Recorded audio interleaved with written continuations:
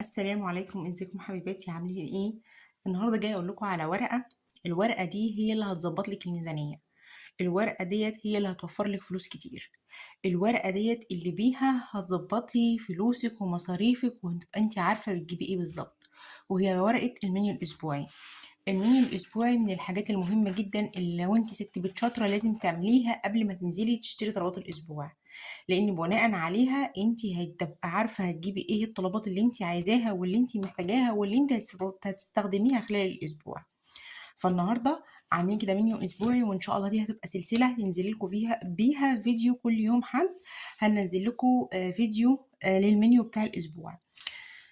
النهارده المنيو الاسبوعي عندي هو المنيو فيه اكلات شعبيه او ارديحي كده بالبلدي زي ما احنا بنقول، وكمان فيها لحوم بس هي متوازنه واقتصاديه. عندي المنيو اليوم الاول عندي بطاطس باللحمه المفرومه ورز وسلطه وعيش. اليوم التاني هتعملي كشري مصري وتحمري جنبه شويه بطاطس.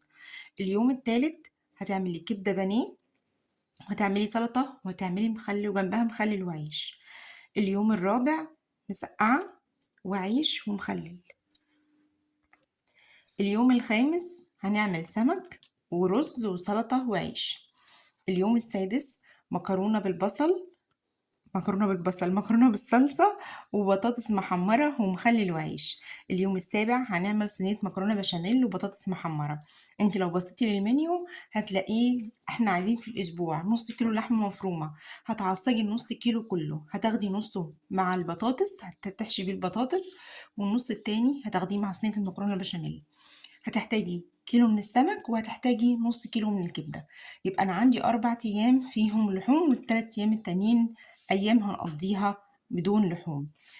هنا خلص الفيديو، أشوفكم في فيديو تاني وسلام.